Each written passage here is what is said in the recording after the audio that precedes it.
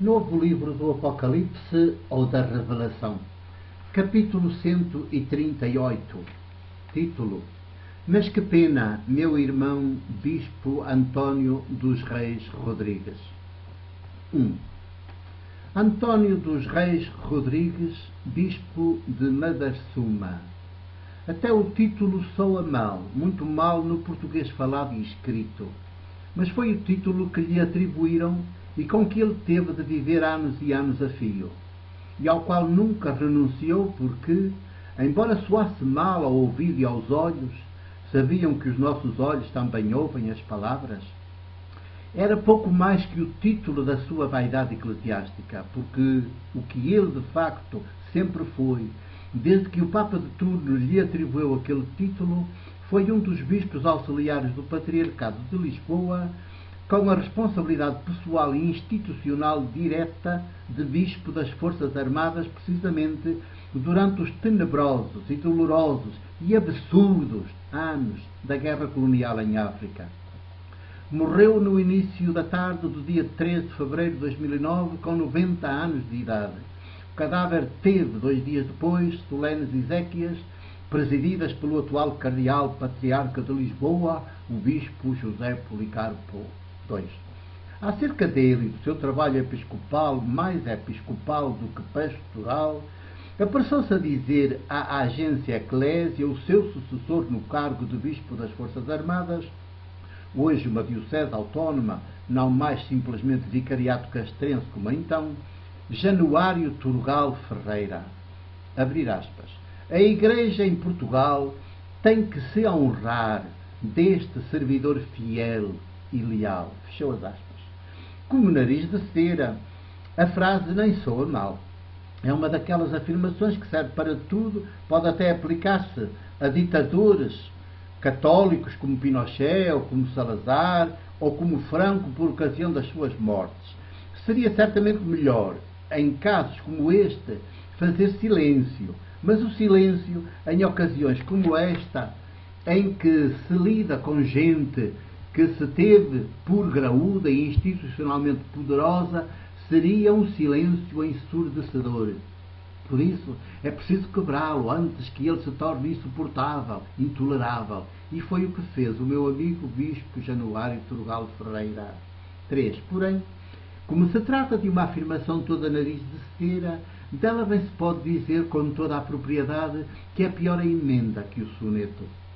Porque até os mais distraídos logo percebem que se trata de um nariz de cera. Por isso, uma afirmação protocolar, mentirosa, injuriosa, hipócrita, em que, com lágrimas o digo, são peritos os eclesiásticos, sobretudo os do topo, quando se pronunciam uns sobre os outros em público.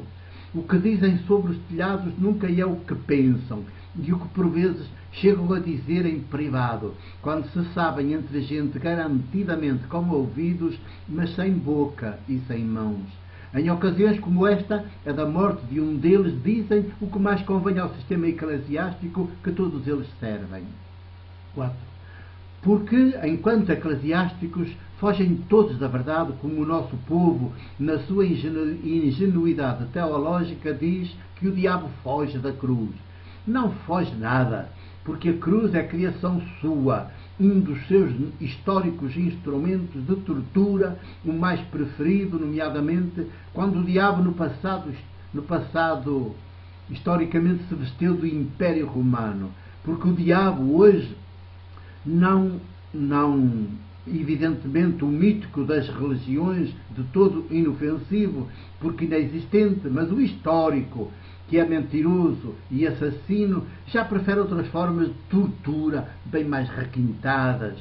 Guantánamo, por exemplo, entre as mais recentes, Gulag, outro exemplo também recente, Auschwitz, outro exemplo ainda em carne viva na nossa memória coletiva, se bem que não tanto assim na do Papa Bento XVI, talvez por ele, em adolescente jovem, ter servido na juventude hitleriana. A guerra do Iraque, outro exemplo, que ainda prossegue no terreno, embora já de todo silenciado nas rádios, nas televisões e nos jornais. E a guerra da faixa de Gaza, o mais recente e perturbador exemplo, porque consumado por um Estado que se reivindica de um povo que conheceu na própria carne pelo menos 6 milhões de judeus, Auschwitz e os seus campos de extermínio nazi. 5. Conheci o bispo António de Reis Rodrigues em 1967.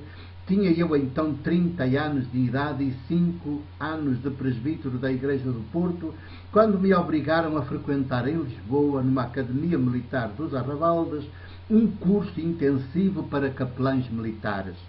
O bispo, graduado não em general, que isso estava reservado ao seu colega titular do patriarcado, mas num posto um bocadinho mais abaixo, ora, o que seria a sociedade, mesmo a dita democrática, sem a existência de hierarquias. Era um dos professores do curso, precisamente a cadeira de deontologia militar.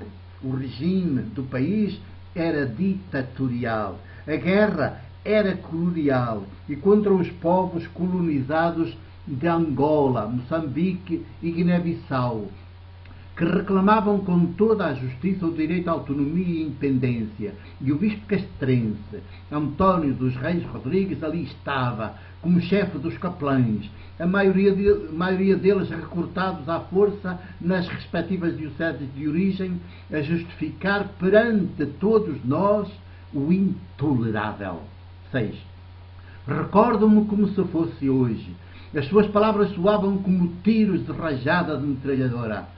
A sua postura, vestida de batina episcopal até aos pés e de vara ponteiro na mão, mais vara do que ponteiro, era a do chefe militarista puro e duro, castrador, aniquilador, certamente para tentar reduzir ao silêncio quaisquer vozes críticas ou mesmo dissidentes. A verdade da guerra colonial era ele, bispo castrense, quem a tinha toda. Não era uma guerra, muito menos uma guerra colonial. Era uma cruzada contra o comunismo internacional, contra o ateísmo em ascensão no mundo. Por isso, a Igreja estava com ela de corpo inteiro. Para tanto, havia até criado, em conluio com o regime ditatorial do país, o vicariato castrense da nossa vergonha. 7. Calhou de eu, no decurso de uma das suas autoritárias aulas, ter-me atrevido a pedir ao bispo castrense, armado de palavras como balas de rajada de metralhadora e de uma vara ponteiro, mais vara que ponteiro, e servido por um rosto duro, sem nenhum lugar para um sorriso ou para um olhar de afeto libertador, um inofensivo esclarecimento sobre a legitimidade moral da guerra colonial. Foi o bastante para ele me fulminar com o seu olhar de ódio teológico e nunca mais esquecer nem o meu rosto, nem o meu nome, nem o meu pedido de esclarecimento. 8. Ainda cometeu a imprudência de me deixar seguir para a Guiné-Bissau como capelão do batalhão de caçadores 1912, que já se encontrava a operar em Mansoa. Certamente na convicção de que eu, uma vez no terreno da guerra, mudaria de pensar e de agir. A verdade, porém, é que apenas 4 meses depois, já ele me tinha de novo em Lisboa, definitivamente expulso da guerra, sem qualquer processo no Tribunal Militar e a caminho da Diocese do Porto. Eu podia ter regressado de imediato ao Porto, mas não o quis fazer sem antes me despedir dele. Acedeu manifestamente contrariado a receber-me no seu gabinete. Tive de voltar a fardar-me de alferes capelão para que ele me recebesse. 9. Mal entrei, o seu olhar voltou a fulminar-me como um raio mortal. Mais uma vez, um olhar de ódio teológico. O seu Deus não era o meu Deus. O seu Deus era o da guerra. O meu Deus, o da paz. O seu Deus era o ídolo devorador de povos. O meu Deus vivo, criador e libertador de povos. O seu Deus era um ídolo mentiroso e assassino dos povos.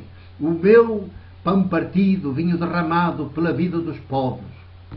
durante uns 15 minutos, disse-me, num discurso feito de mentira e de ódio teológico, as piores coisas que alguma vez ouvi na minha vida, sem nunca me dar a mais pequena oportunidade de eu me explicar, muito menos justificar e defender.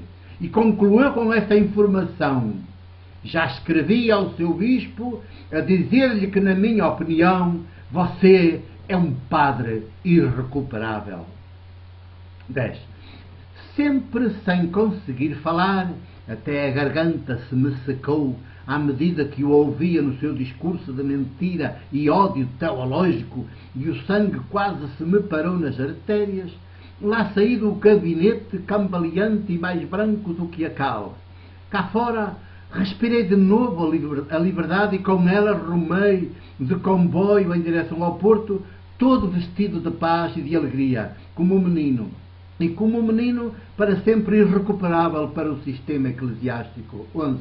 Nunca mais o sistema eclesiástico que eu pude ver em toda a sua fialdade, monstruosidade, ferocidade, crueldade, no bispo castrense António dos Reis Rodrigues, haveria de poder contar comigo, presbítero da Igreja do Porto. Apenas as suas inúmeras vítimas, e assim tem sido, felizmente, como de resto continua a ser bem público e notório. E hoje, quando escrevo esta crónica teológica, o dia seguinte ao da passagem definitiva do bispo António dos Reis Rodrigues para o colo de Deus vivo, nosso Abá, Mãe, o Deus vivo que ele sempre terá confundido com o ídolo poder religioso eclesiástico e ao qual foi infantilmente fiel e leal, como reconhece o seu sucessor, bispo Januário Trugalo Ferreira, recebo dele o abraço e o beijo de irmão.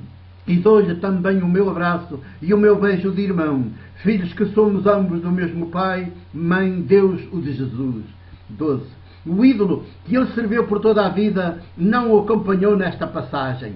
É apenas daqui da história, porque obra criação exclusivamente nossa, dos nossos medos, das nossas fragilidades e também das nossas desmedidas ambições. Continua por aí, como o ídolo que é, a fazer das dele, noutros corpos idólatras que se prestam a servi-lo. Porém, para o bispo António dos Reis Rodrigues, agora já só existe o Deus Amor, o Deus Avá, Mãe, de Jesus e nosso. Não existe mais o ídolo, e é em Deus Avá, Mãe, com Ele e por Ele, que nos abraçamos e beijamos como irmãos que somos, tu, bispo António dos Reis Rodrigues, e eu, ainda presbítero da Igreja do Porto, felizmente irrecuperável para o sistema eclesiástico que tu, equivocadamente, tomaste por Igreja, sem nunca teres sequer reparado nas inúmeras vítimas que ele, como o ídolo que é, produziu e produz, também graças à tua lealdade e à tua fidelidade para com ele. 13.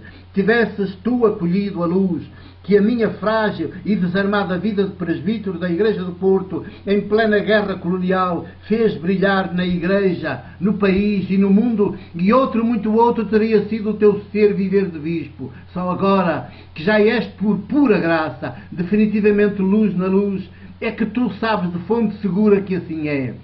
Por isso, eu canto contigo e tu cantas comigo. Ambos cantamos todas as maravilhas que Deus Avá Mãe faz em nós e conosco, por piores que possam ter sido os nossos comportamentos, as nossas infidelidades, os nossos pecados, as nossas idolatrias. 14. Mas que pena, meu irmão António dos Reis Rodrigues, teres perdido tantos anos da tua vida histórica ao serviço leal e fiel do Deus ídolo poder sistema eclesiástico. Que pena! E quantas vítimas humanas não teriam sido evitadas se outro, muito outro, tivesse sido o teu ser viver de bispo na história. 2009, fevereiro 4. O meu abraço e o meu beijo de presbítero da Igreja do Porto, e que também dou e recebo deste meu irmão bispo que se enganou praticamente por toda a vida.